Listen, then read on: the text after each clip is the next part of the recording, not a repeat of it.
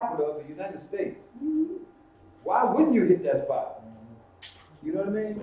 So why would you want to be there to receive that? You know, yeah, okay, give me the money, give me, and they paying these people for their houses. People that own houses in D.C., they paying them 2 and 3 times the worth of those houses. Then they take those houses and they make those houses into like 8, 7, 8, $1 million homes, right? And then which is so they have a news where some people have rented a house in D.C. and it was they were paying $900 a night for this house. That's a hell of a house. $900 a night. That's rent for a month for me. You know what I'm saying? $900 a night, and they trashed it.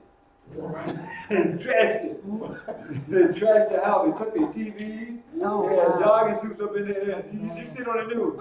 Oh, they trashed it. They took over there by where Obama and them live at right now.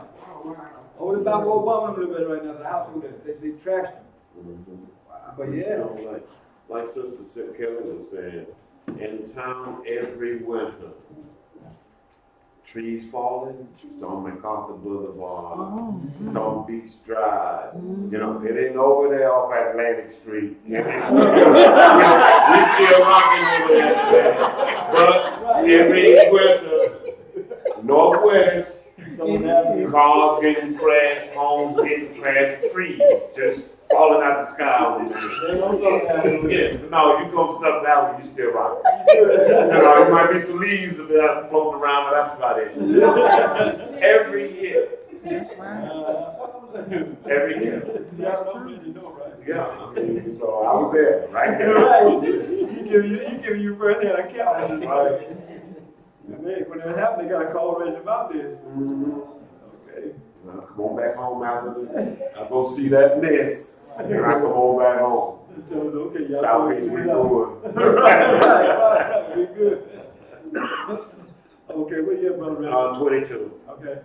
And I will sever in that day the land of Goshen, in which my people dwell, that no swarms of flies shall be there. You see that? That's just what you just said. So, well, I guess maybe the first 3 words, the Goshen. Just make it sound like at this point, I want to separate what happens with Egypt and Goshen. So, right? Do you think? I think that's because what happened. I think they were trying to say the first 3 of them. Well, you did it, we can do it to you. So it's like you shot at heart and a little bit hard. Like I'm not impressed because my gods can do the same thing your God can do. Okay. The magician. But it looked like it said that no swarms of the flies shall be there. Yeah. Right. So now at this point, they're saying that. Goshen's all right, now Israel ain't gonna be affected. They don't have to worry about no more. Yeah. I don't want to get on Southern Avenue. Right. Okay. We got a boundary around the avenue.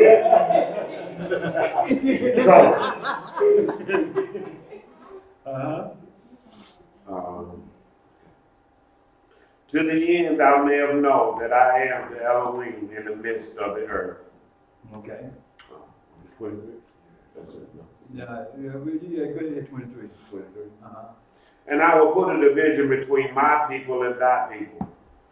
Tomorrow shall this sign be. Okay. All right. So that was that was flies right there. Where you got that, brother? The plague was flies, and their so-called god. They had a fly god of Egypt named Uachit. What is it? Uachit? Some. Uachit? Some. Uachit. Okay. Good, baby. Okay. And it says, in an interesting note, Yahweh makes a separation between the Egyptians and the Israelites. No more plagues will come upon the Israelites. Ah, okay. It says no more. Okay. You got it? Okay, so what you got, brother Kevin? Swarm of flies. With the 4th Egyptian plague, which consisted of flies, begins the great miracle of separation and differentiation. Moses met Pharaoh at the Nile River in the morning and made the demand, speaking on behalf of Yah, let my people go, that they may serve me. Again, Pharaoh hardened his heart and disregarded this the request, resulting in a pronouncement of swarm of flies. This time, however, only the Egyptians were affected by the judgment or plague. The children of Israel remained unscathed. This wonder also moves the Egyptian plagues to a different level, adding destruction as well as discomfort to the consequence of their decisions. Plagued by flies, Pharaoh tried a new tactic and begins bargaining with Yah, showing his desire to maintain power and authority over Yah. He tries to dictate the terms and conditions of the offer, telling them they may sacrifice, but only in the land, clearly not complying with the request of 3 days' journey that Yah required. Moses wouldn't budge, and Pharaoh relented, allowing them to leave, but telling them not to go very far.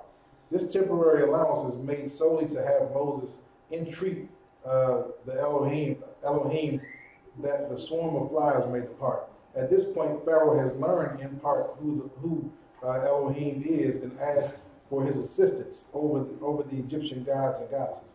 As soon as the request is granted by Yah, Pharaoh reneges on his promise and will not let them go and continues to worship his Egyptian gods. But you see that?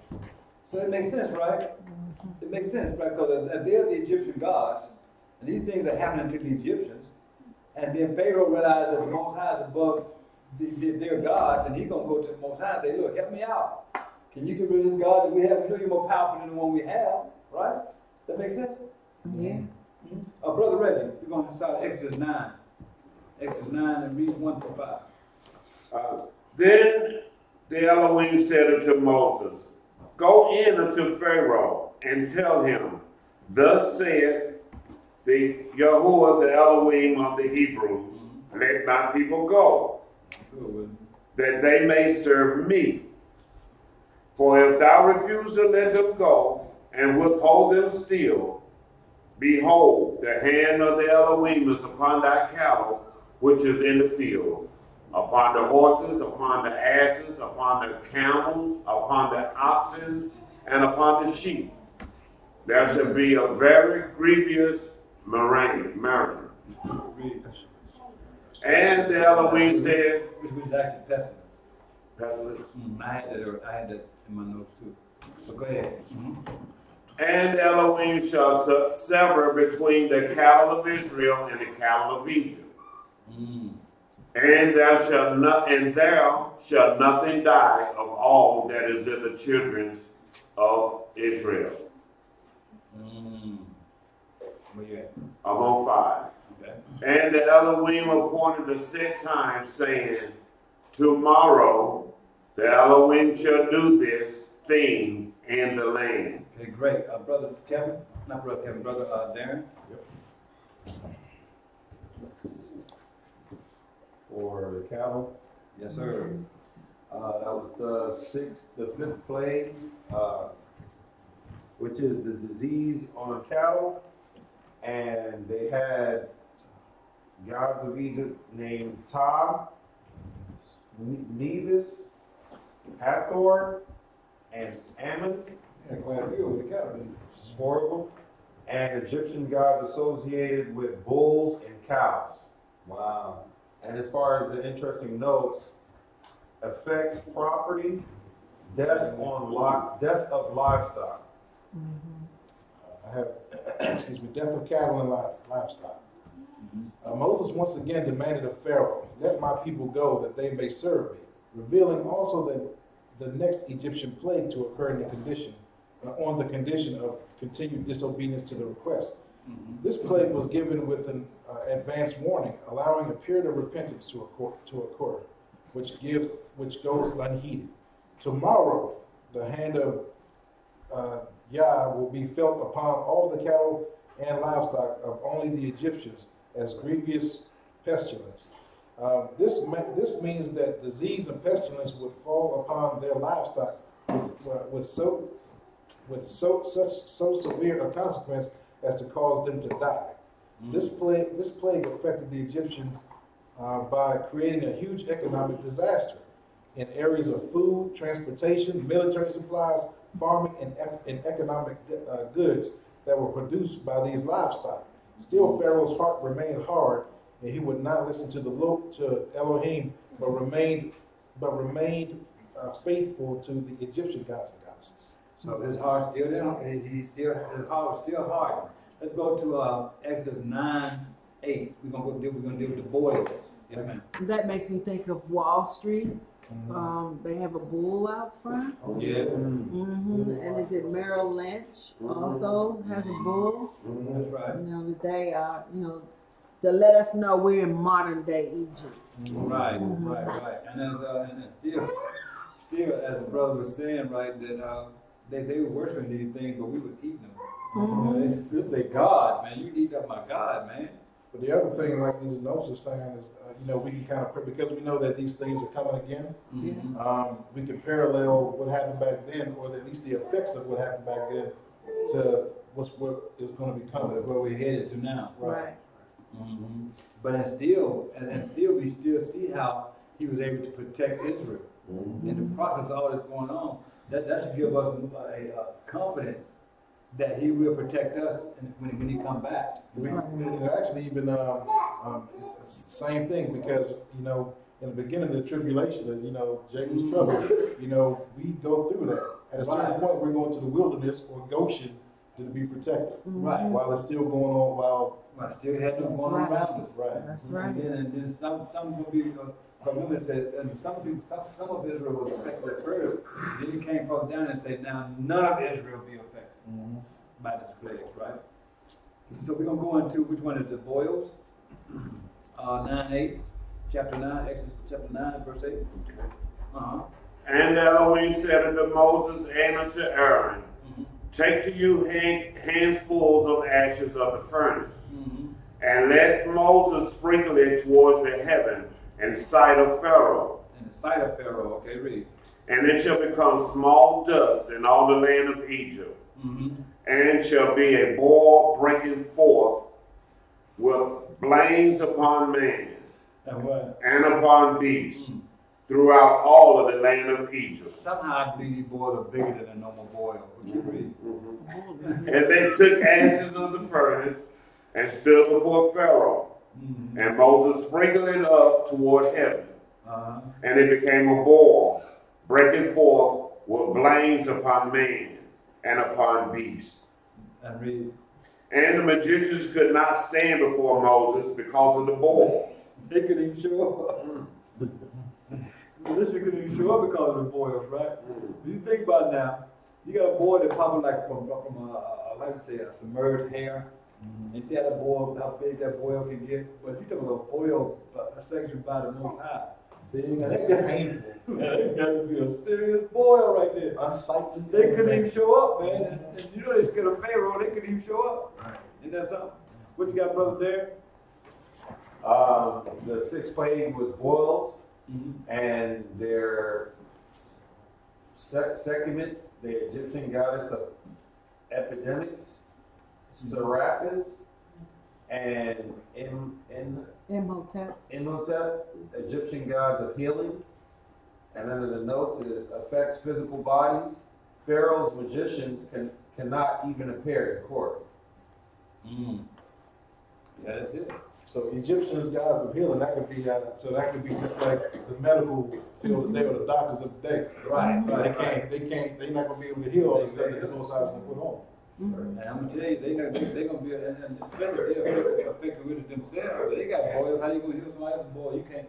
You know, a boil gets so big you can't move your arm if it's in the right spot. Let's just say when I met you at the clinic where I was, they had a contract with a group of black doctors, and they referred to themselves as Imhotep doctors. I didn't understand what that meant, but they were relating it to the Egyptians, that they were healers. Okay, so when she met me, we both worked at different clinics. We wasn't at the clinic for treatment. I hope not. I'm gonna clarify. I met you at the clinic. You said that was real. This ain't got nothing to do with Bob right now, but hey, I need to let y'all know something. We was employees. We wasn't there because things going on. You know what I mean? Running with the flag. Right. Too much. We was good. So they're magicians. They're magicians and their gods was like hand in hand. Their magicians worked in order of their God like Moses did for the Elohim. Yeah. So when they but they would try to come out but now the plagues are beginning to affect the magicians, so they can't even do what their God. It just reminds me of what do you call those people now? The Illuminati and all of that. Yeah. They do their trickery according to their God, the instructions of their God. If they say throw this hand signal, they throw that hand signal. If they say speak a certain few words to get whatever they want to access, that's what they do. Agent. And all these guys are fallen angels. They're all fallen angels, just with different names. That's what all of these people are. All these idols are actually just fallen angels. That are power, because they have power. Yeah, they do. The princess of the air, the prince over this, the prince over that, those are all fallen angels. That's right. That's right. A lot of those are the ones that I think Solomon dealt with. Yeah. A lot of angels are. Yeah, Solomon dealt with. Okay, so where we at? Ashes turned to boils and sores. Unannounced, the sixth Egyptian plague is given. For the first, because he didn't go to Pharaoh for this, he just did it in his face. He was just like, the plague is given for the first time, directly attacking the Egyptian people themselves.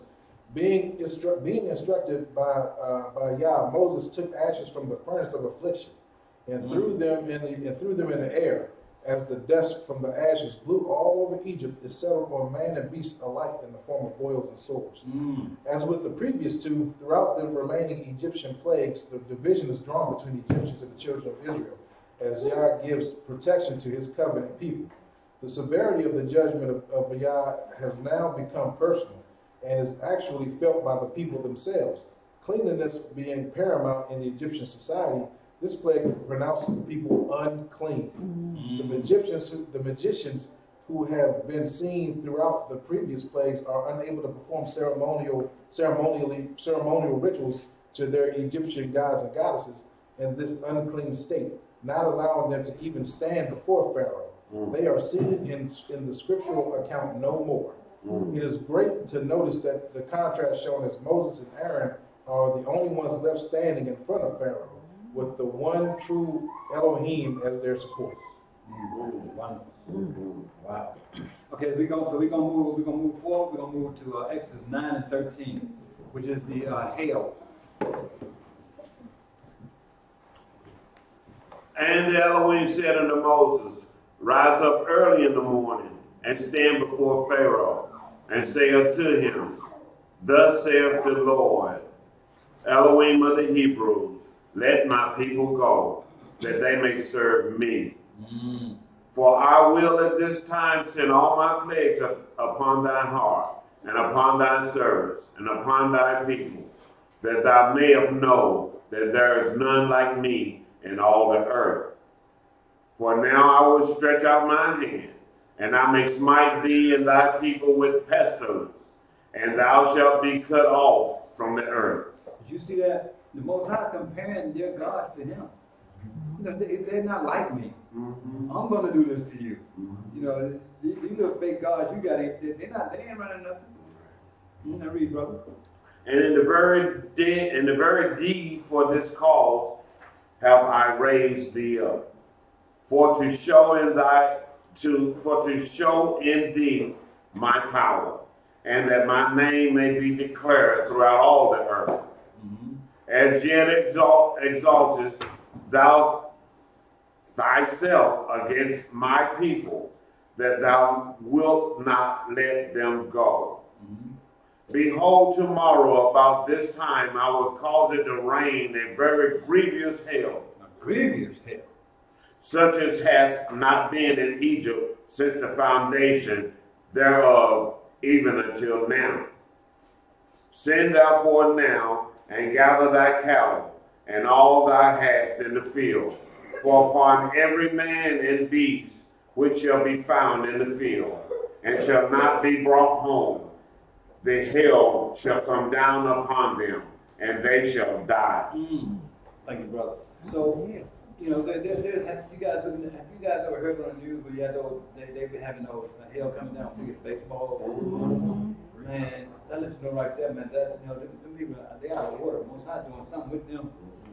Because man, when I was a kid, man, they used to have I've seen them come down like this, but I've normally see them come down like maybe like this.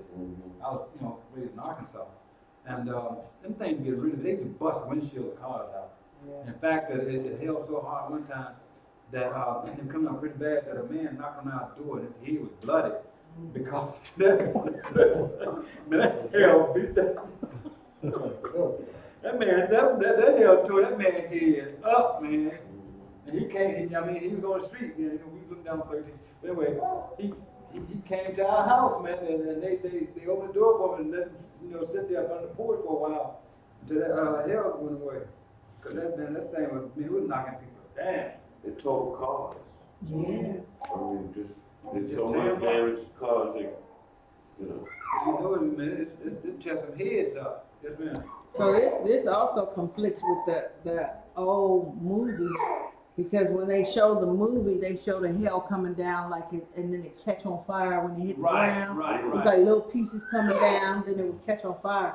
But he's saying it's big hell that it's gonna kill them, because they were just like, oh, it's hell, and no, that's not what was happening. You win no snowball fight against Yah. No. You're gonna do a gun fight with a knife. That's right. Okay, brother Kevin, brother cut down. So that was the seventh plague was hail, and their Egyptian goddess one was called Nut, Egyptian sky goddess. The other one was called Isis and Seth, Egyptian agriculture deities. One was called Shu, Egyptian god of the atmosphere. And then there are notes, historical uniqueness for such a storm in Egypt. Pharaoh confesses his sin, but later changes his mind. I have 7 plague. Hell rained down in the form of fire. Again, warning is given before the enactment of the plague takes place. Pharaoh is warned of the impending doom that will be faced if he does not listen to the Lord and forgets his own Egyptian gods and goddesses. Hail of unspeakable size and ability to destroy would rain down from the sky and turn to fire as it hit the ground. The Lord, maybe we just didn't get to that verse. So. We did. Maybe. The Lord, he said we didn't. You gotta see that. Yah is showing Pharaoh that there is none like him in the earth. Okay. Anybody? Okay. Yah is showing Pharaoh that there is none like him in the earth. Allows those who are willing to hear his word and do as he commands to be saved. A division is now felt between the Egyptians in the form of those converted to the Lord, to Elohim, as shown by their disobedience and willingness to escape the protection of their houses. Similarly, we are warned to make our houses a place of refuge from the world today.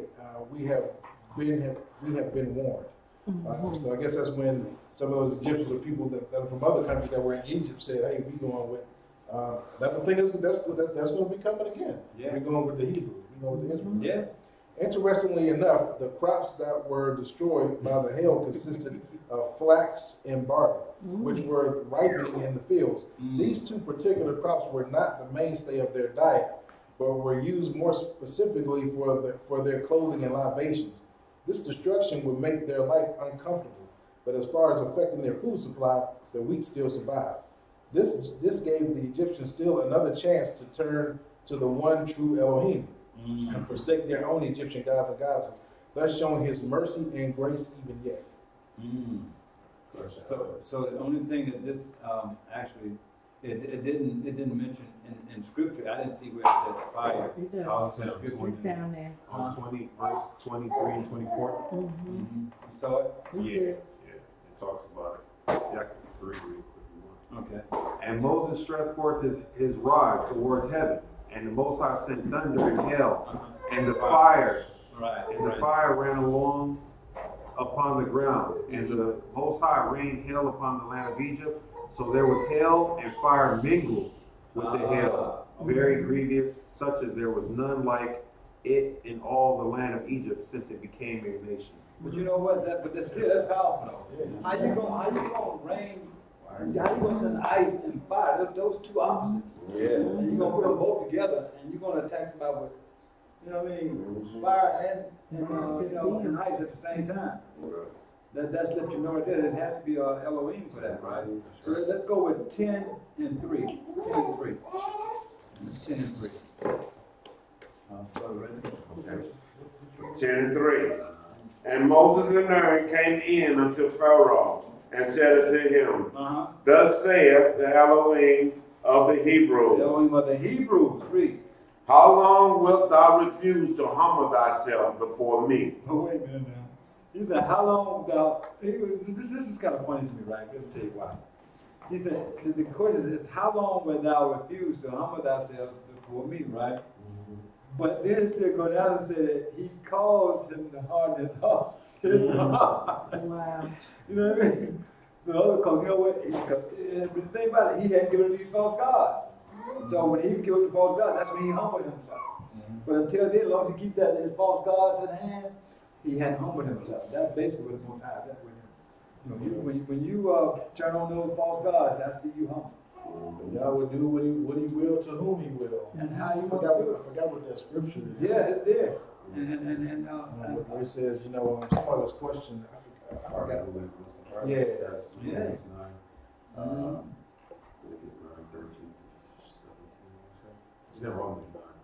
But it's like, you know, who are you to say that he's wrong for doing that? He can do what he Whatever, and it's saying, and it's still in the same scripture saying, whatever he do is right. Yeah. So he's not wrong about what he's doing. And he also talks about this nation too. He's hardening their hearts for the same purpose he hardened Pharaoh's heart. And he made show his power on the earth.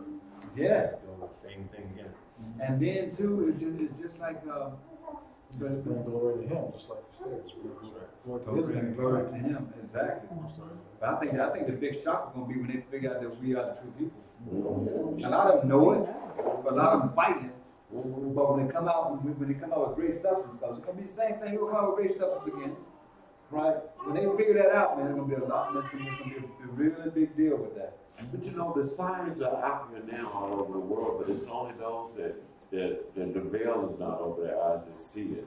So everybody's not even seeing the testimonies of God. Yeah. So, you know, but I had a question about how Pharaoh's people, even though Pharaoh's heart wasn't changed, but his people supposed to shut him down. They supposed to shut him down. You wanted democracy, man. But Pharaoh had control of the army. It's almost like Trump, like people were like, the Republicans supposed to be on his side, but even they can't turn them. Right, exactly. Shut up. Right. He still keeps doing what he want to do. Yeah. And a lot of them were in denial. That is true. Right. So we talk about his brother. 4. Else, if thou refuse to let my people go, behold, tomorrow I will bring the locusts into thy coast. The locusts. And they shall cover the face of the earth, that one cannot be able to see the earth. And they shall eat the residue of that which is escaped. Drop down to 7. And Pharaoh's servant said unto him, How long shall this man be a snare to us? Let the men go. Let them out of here, man. Let them out. They ain't that important. Let them go. That's that sense of urgency coming right there. Yeah, that they may serve the Elohim. Let's go. You let them out of here. Big boys hurting. Knowest thou not yet that Egypt is destroyed? Man, after them hailstones, boy. Well, Fire coming down to cold. Let them go. Let them go. And here come the local. Let them go. Get the local. I don't want no part of the local. 8, what you read it? I know, so we're gonna jump on over to Brother Dan. Good, Brother Dan. For the, I want to read that part, couple, let him go. yeah, that was the 8th plague, the locust. Uh-huh. Referenced in Exodus 10, 1-20. Their Egyptian god for that was Serapia, Egyptian deity protector from locusts. And the notes said Pharaoh offers a compromise. The compromise is rejected. Pharaoh again confesses his sin. So this God they had supposed to have protected them from locusts, but they couldn't protect them from locusts. Each one of these gods will protect them from everything that happened to them, and most I show them, this God can't protect. Who gonna protect you from me? Right. Can't nobody protect you from me. Locusts sent from the sky. Still Pharaoh would not listen to the message of Yah. Still he relies on his own Egyptian gods and goddesses. The 8th plague issued by Yah had an even greater purpose than all the others.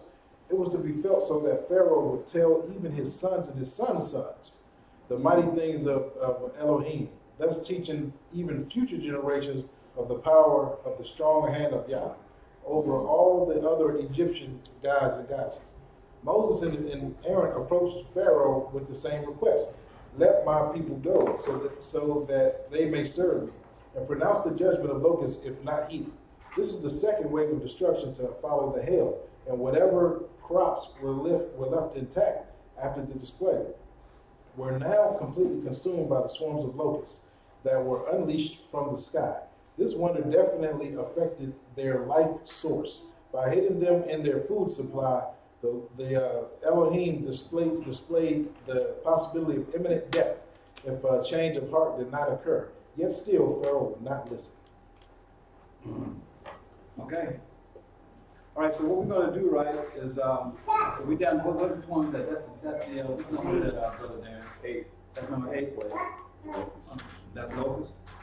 And we can have one more. Which one is that? 2. No, we're gonna do one of the 2. Which is what? Darkness. So you give me Exodus 10 and 21.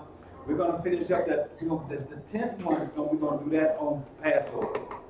Okay, we just want to get y'all prepared for us. We'll do that one on Passover, and we'll put the blood over the door, and we'll close out with that on Passover. How about that? All right, so let's go with darkness right quick, my brother. And the Elohim said unto Moses, stretch out thy hand toward heaven.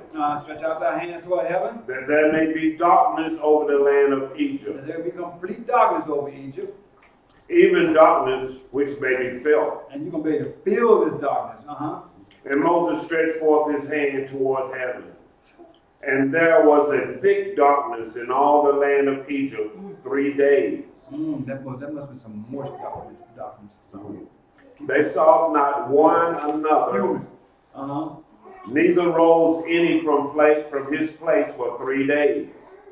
But all the children of Israel had light in their dwellings. Did you see that? Did y'all see that? Well, you feel real special about that. Yeah. Yeah. Go ahead, sister. That sounds like when Yeshua come back. Right. Children of Israel is going to have the light.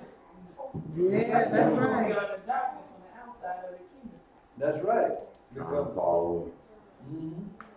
and then Scripture actually talks about the light that is going to be given unto us. I think it's going to have a lot to do with His glory too. Where you at, my brother? 24. And Pharaoh called unto Moses and said, go ye, serve the Elohim. Only let your flocks and your herds be stayed. Let your little ones also go with you. Let everybody go. Go. And Moses said, thou must give us also sacrifices and burnt offerings, that we may sacrifice unto the Elohim, unto Yahuwah our Elohim. Our cattle also shall go with us. There shall not an hoof be left behind. For thereof must we take to serve Yahuwah our Elohim. And we know not with what we must serve the Elohim until we have come thither.